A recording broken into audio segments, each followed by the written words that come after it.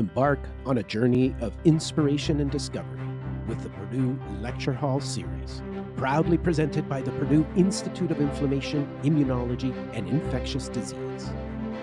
Join us as we delve into the remarkable odysseys of these aspiring scientists, each crafting their own narrative in the world of science and groundbreaking research.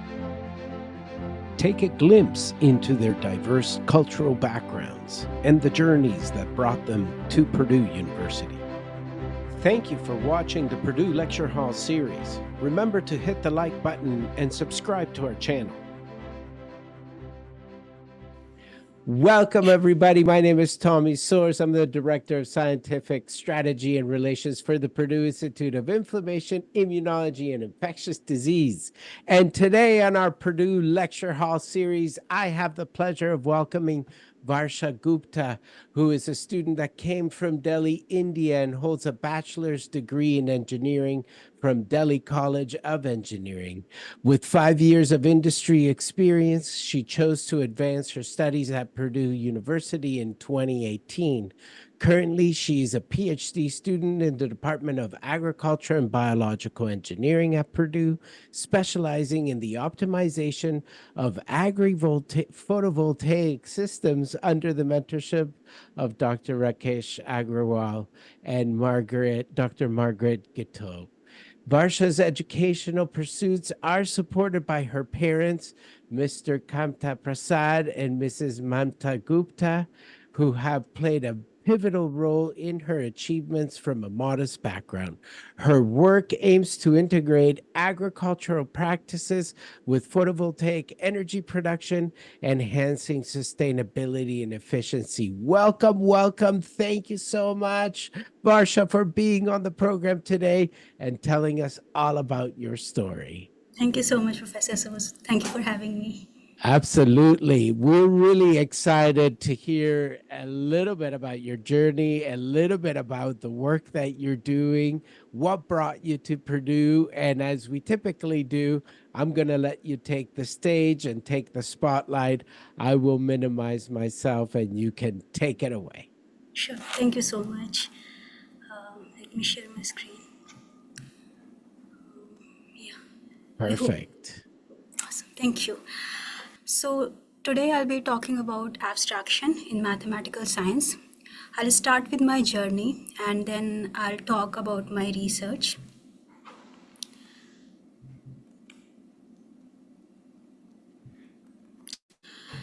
Let the novi shallow waves make the noise, for it harbingers what the depth of unflappable ocean contains. Who saw what the wraps of time would unfold into when light fails to accompany you? So growing up, I wrote poems. I drew abstract art. I loved mathematics and I enjoyed music. I had the privilege of being born to my family. For me, they are epitome of grace and resilience in the face of adversity. I respect my parents a lot, not only because I'm related to them, but because of the qualities that they have. They taught me the power of thinking deep and dreaming big. So I'll talk a lot about space-time continuum during my research presentation part. But for now, allow me to take you back through the fabric of time to a point when I had my first encounter with abstraction. So it was the first day in a class of advanced mathematics. And the teacher was very brilliant, as we all knew. We had heard about him. He comes in the class, he writes something on the board that none of us understand. And then at the end of the lecture, he looks at me and then he looks at the class and then he says, "Get a proper notebook." There was a clear distinction between my recycled notebook and the privilege of the people I was sharing that class with. For next 2 months, I was almost invisible in that class. He could look through me. Then one day, he assigns us all a problem in number theory. It was an advanced problem He said it was so abstract that it would be good if we at least tried, and it would be really good if we understood the problem. The next day, there were some hands raised in the response of this question. And slowly, one by one, they went back down, except for mine. He reluctantly asked me my solution. But as I started explaining my reasoning, my solution, cases, and my answers, his surprise was there. His initial reluctance actually transformed into the surprise, which eventually transformed into happiness. Happiness of solving abstract mathematics. There he stood, he clapped for me. This was something very new to me. I have had applauses before, I have had appreciations luckily, but this was something different. This one felt very different. The moment in my life was enlightening, not because of the applause that I got in the class, but what happened the last night when I was solving this problem. I was so engrossed in the problem that I did not really care about who thinks what about me. I was more interested in just looking through the problem, understanding it. It was just so beautiful. For me, the path was more important than the destination itself. And I think when that happens, that's when you know you are on the right track. You know this is what you are meant to do. I did not know what the life entailed for me, but what I knew was if I gave up at that point in time, I would never know. So I continued despite the situations not being very conducive to that. And my determination led me to do some really, really beautiful abstract math during my journey. These three things that I'm showing you here are some of the beautiful math pieces that I had the privilege to create and understand. So before we move further, I want to explain what exactly is abstraction. So abstraction is when you detach yourself from the subject at hand. You try to distill the essence of the problem, understand it, contemplate on it, and then go on to generalize that or extend it into the domains that are not even conceivable to human minds. And that's very beautiful in itself. Two very good example of this we see in mathematics is complex analysis and topology. There are certain rewards associated with delving into the unknown. Sometimes when we do abstraction, we go into a domain which we do not really understand, but there are some implications that are very much useful in practical applications. And there are patterns that emerge from abstraction, again, which can be generalized and used. But unlike pure mathematics, when we look into the domain of engineering or similar other applied domains, we do not see abstraction in its purest form. They do not come like an immediate abstract problem, but rather we see applications. They are concealed in the form of applications, and when we dig deeper, contemplate deeply, that's when these abstraction decide to reveal themselves in their beautiful, beautiful forms. So we will look at this. I am from engineering background, so we will look at this, how a simple looking problem or even a complex looking problem, when you dig deeper into that, we see these symmetries, these patterns, these forms, which are so abstract in nature yet so beautiful. And we all know that nature is full of these abstract forms. So I'll begin my PhD research now. So my PhD research in essence is trying to find a random walk on a torus, which is a surface of genus 0. In simple words, if I were to say, what I'm trying to do is, I am trying to find a way to spread sauce on donut given certain constraints. Now this looks very, very abstract, but this is concealed in the form of agriphotovoltaics or agrivoltaics or egg electric farming.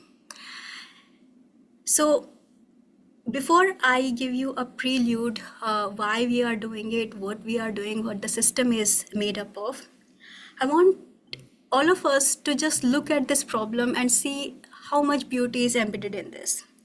We have so many concepts from set theory, topology, optimization, modeling, statistics, Bayesian, and differential equation, and this all plays out very beautifully in the system, and this is what we are going to look at. And this is the picture of the farm which my advisor took during sunrise, I think. So let's go back and see why do we need to do agri-photovoltaic. So we know that the global population is rising, and by the end of this current century, we are going to hit over 9 billion people. Now we need to provide food and energy to these people. And in order to be able to sustain the food and energy need of people, we need to find some solutions. The thing is that we already have exacerbating climate conditions, so our solution should be environment friendly.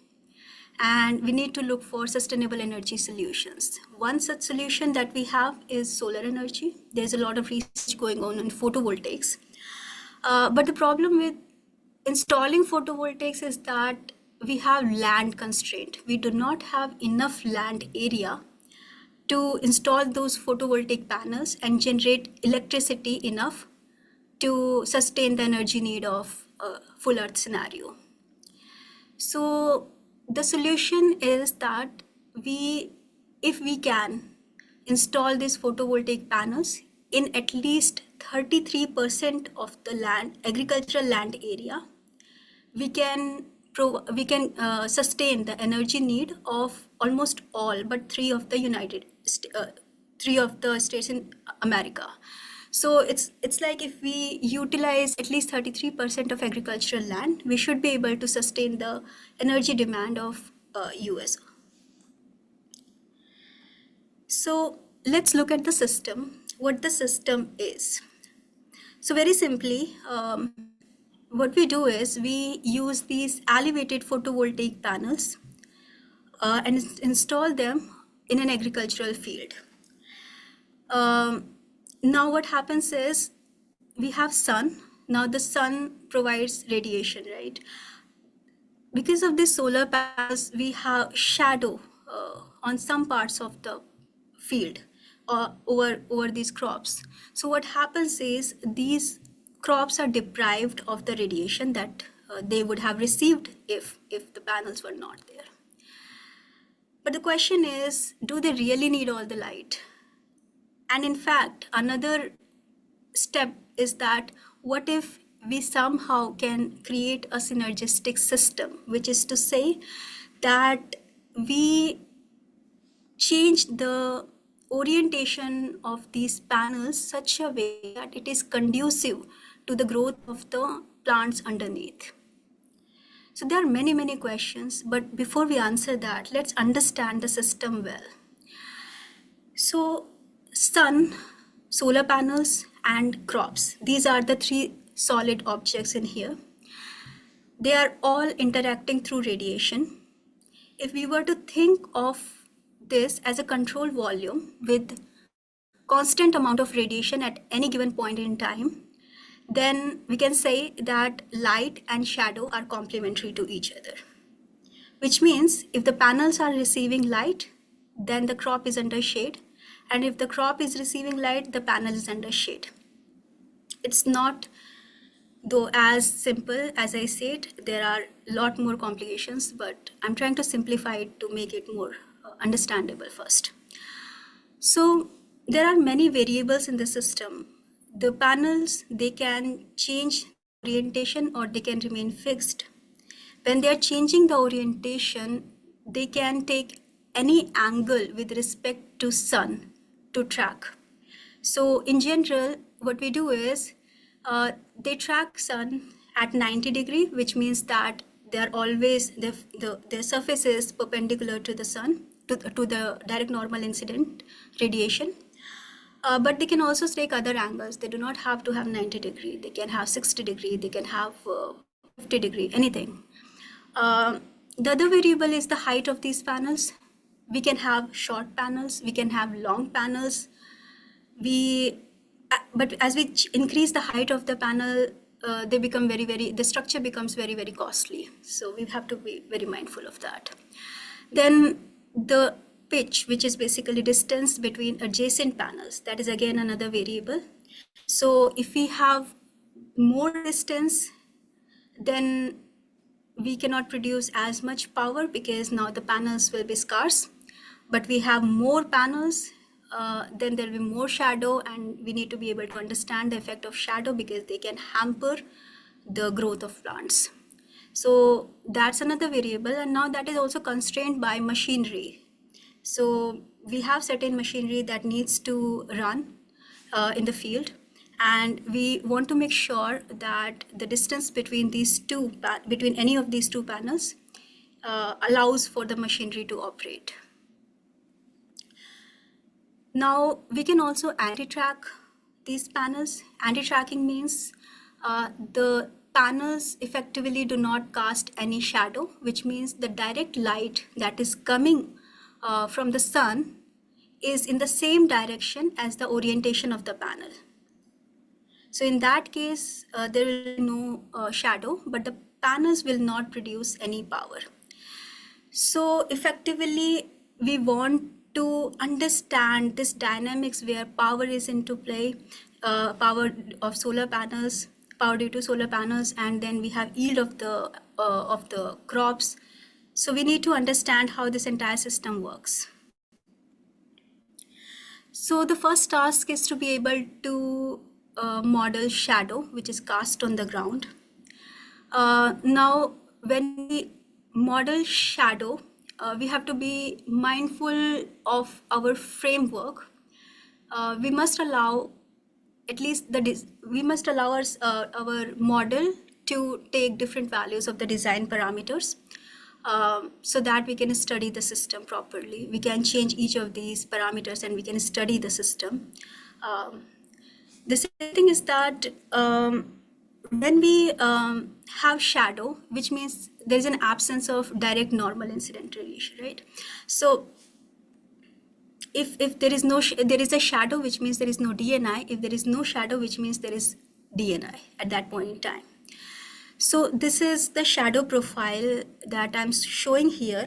Let me go back here. So if we take this area between adjacent panels, any two adjacent panels, and we try to draw shadow profile in this area. So let's look at this figure.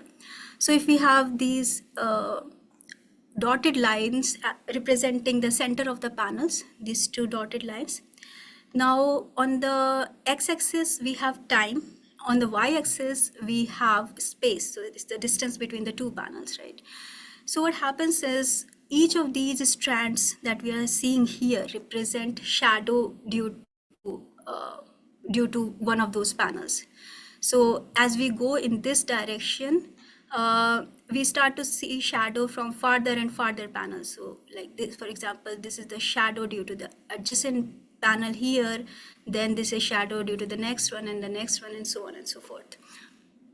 Now these shadows, although they look discontinuous, they are not. If we were to fold this space, if we were to join this line with this line, then we will see that the shadow actually are nothing but spirals on the surface of a cylinder. And then if we join the edge of the cylinder, then we see that the shadows are actually making continuous loop. So that way it's very easy to see that shadow cast due to panels when they are not anti-tracking at all is continuous in nature. And this is a very important aspect of this problem we are trying to solve. Now, the second part of of solving this problem is to be able to understand plants. So we need to do plant modeling. So my training is in chemical engineering, and I worked in chemical plants. So to me, it looks very similar to how the chemical plants are designed. So what happens is in leaf, the reaction happens and certain biomass is being produced. Now this biomass is distributed to all the parts of the plant, including leaf. And then the leaf area increases and the cycle continues.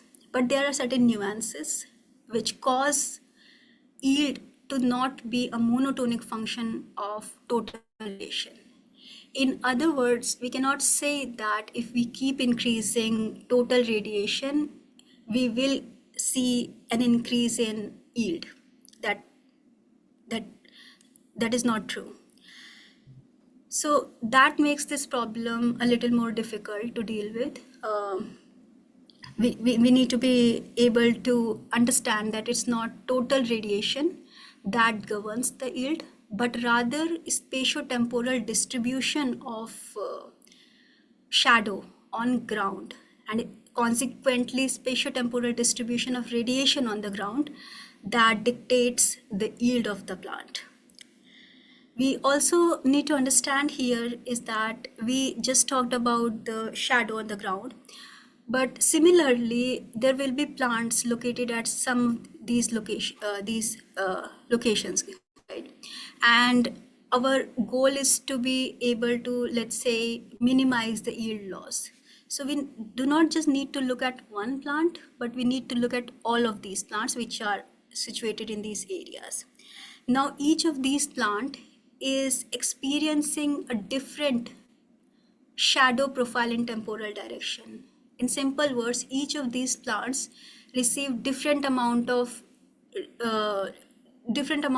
radiation compared to the other plants at any point in time, and that changes as the time proceeds. So we need to be able to understand this spatiotemporal distribution of yield as a function of spatiotemporal distribution of shadow. And that's the key of solving this problem. How can we optimize the distribution of shadow on the ground so that we can achieve our objective function? Another point to notice is that plants have memory, which is to say that what happened yesterday does dictate what is going to happen today. If the leaf size was small, then the amount of biomass that the plant is going to produce will be less.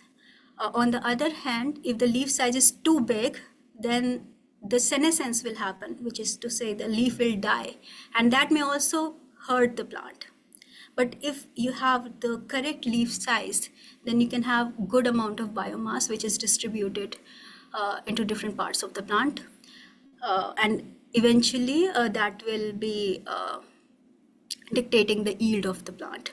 So we have to be very mindful of this spatiotemporal distribution of leaf area as well, because the key between radiation or shadow to yield is through leaf area index.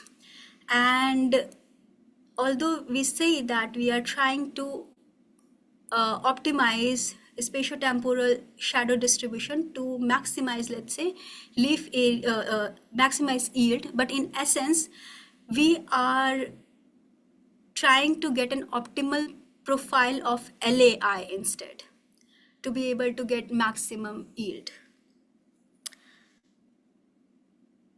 So we need to understand this function that is there between LAI and radiation and LAI and yield to be able to correctly optimize this problem.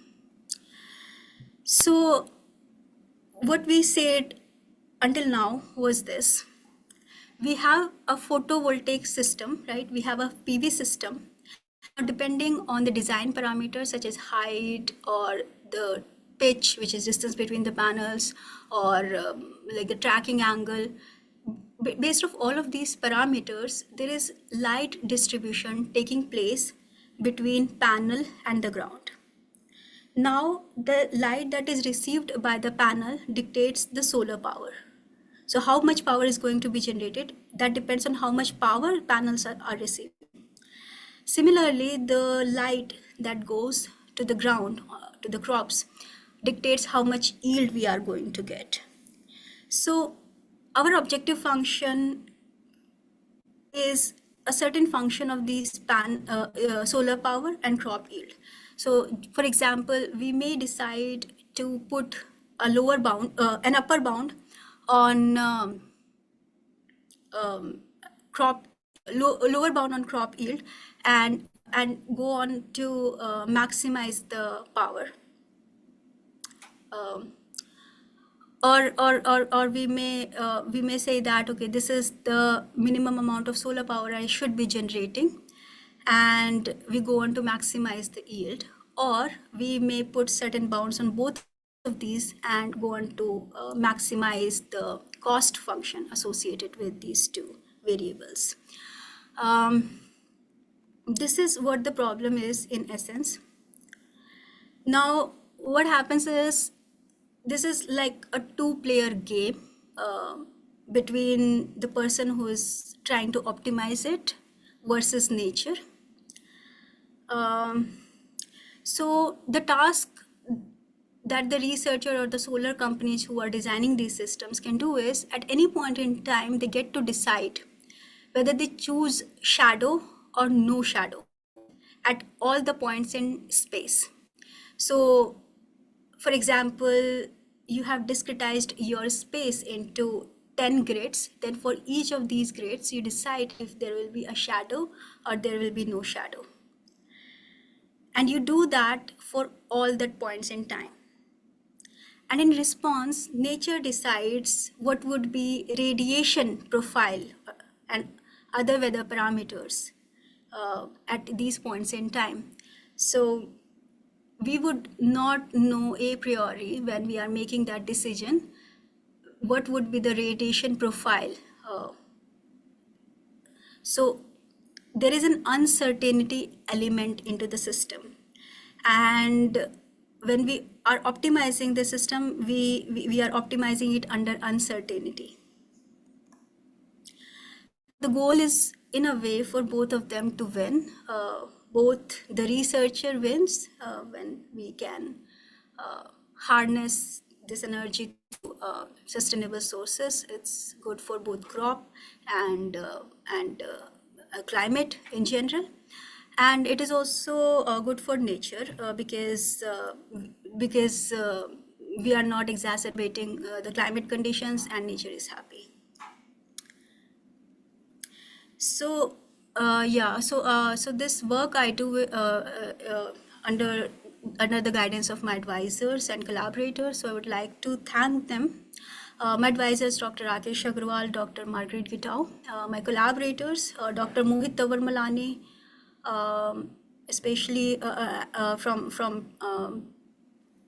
Cranard, Dr. Mishtu Instra, Dr. Sylvie Broder, Dr. Peter Burmal, Dr. Camerano, and Dr. Rubero, and Dr. Juan Sesmaro.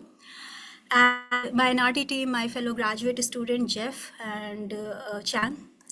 And then we are grateful to NSF for funding this project, as it can actually help us take big steps towards sustainability. And then I would stop by this quote of Rumi, because we started with a poem, so we should end with something like that. Stop acting too small. You are the universe in ecstatic motion. If we dream big, there's a possibility that we end up achieving something really big. So with that, I would conclude my talk. Thank you so much. Thank you so much, Varsha. That was great. I really like how you ended that, because it's so true, right? Like, if we dream big. Who knows on the way to achieving that dream, what we become. And it was such a great presentation. I got to tell you, some of the math seemed pretty complex to me, but you gotta tell me a little bit.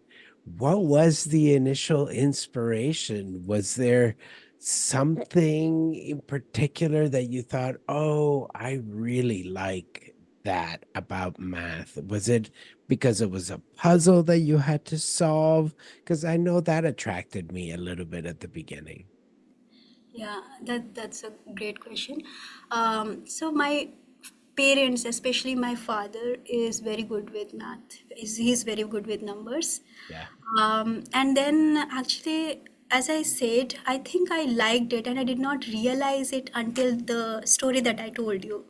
I liked it subconsciously, and I did not even notice that. Like, I used to get good marks in general, so I did not notice, okay, if math is also good. Yeah, something is happening. But eventually, when that number theory question I solved, it was so beautiful. And Yeah. also, I remember taking vector algebra. I did it in 12th class. It was so beautiful when you imagine those things. Like, it was Yeah. so good. That's awesome. That's awesome. And I definitely mathematically, I guess from my side, I could think of the molecular biology that was going on in a similar way because you can't really see it with your eyes. Yeah. You kind of have to imagine what's really going on. I really like that. So tell us a little bit. This field that you're in is so intriguing because it really is the future, not only here, but also I see a lot of application of what you're doing if we're ever going to try to grow plants up in space and in a limited space with limited lighting or shading, and the way that we need to handle that. Where do you see the future going? What's this field going to be in 10 years time? Thank you for asking this question because this is something we all need to hear. So I'll start from the beginning, and it's a very important thing to discuss. So we actually did not understand how the plants behave under dynamic shadow because what we had was sun, and every time any researcher was trying, at least to my knowledge, was trying to understand the behavior of plants under shadow, they would use static shadow. Mhm. That doesn't tell us the behavior of plants under dynamic shadow. And there's quite a possibility that we may actually get better results under dynamic shadow compared to what we get under full sun. Mm. Right? So we do not know. So that is the first step. Now, coming to what will be the future when it comes to this particular field is that we recently, if you even look at the number of farms, solar farms that are being built. In fact, yesterday only I read an article that Total Energies, which is a company, they either acquired, at least as much as I understood, a solar farm in France. And there is a lot of work going on in terms of research also in last 2 3 years. There are a lot of research papers that you see, especially in economic analysis. But that's not a very good part because there should be more research than economic analysis. Yeah. Coming to the space part, I think I do not know actually about that. But what I think is like we need to understand more than we do currently to be able to get in that direction. So yeah. Awesome. Awesome. Well, it's exciting to see you at Purdue really trying to tackle some of these very difficult questions. And I wonder if you could tell maybe the people that are watching this program, what are some of the courses that you've had to take maybe before coming to Purdue, or the ones that you're taking at Purdue that you've thought, oh, these have been really, really good to help me prepare for what I'm doing? Yeah, so I often took courses out of interest when I did not have immediate requirement to do that. and that happened a lot in my life. But what I realized was immediately I have an application waiting for me. So I took data science and AI when I was doing my master's, and I did not need to do that, but yeah, that helped me because I do a lot of machine learning also and data analysis in my research. Similarly, I took online courses on modular forms, number theory, and in topology. Actually, I'm taking one in topology right now, and it just appears because when you have that background knowledge, that's when you start to see, okay, I can apply it here perhaps, so I think I think machine learning is something which is growing at such a fast pace. So I think people, at least the students, like new students, they should definitely have some basic background in AI, because yeah, future Totally. future is what it is. Awesome. Awesome. Well, Varsha Gupta, thank you so much for taking time to tell us about your life, taking time to tell us about your awesome research and the work that you're doing. We really appreciate it, and I hope you enjoyed it as much as I did. I did. I certainly did. Thank you so much for having me here. And it's nice talking to you, actually. Awesome. Well, great job, Varsha, and I hope you have a great rest of your day. You too. Thank you, Professor. Thanks. Bye-bye. Thank you for watching the Purdue Lecture Hall series. Remember to hit the like button and subscribe to our channel.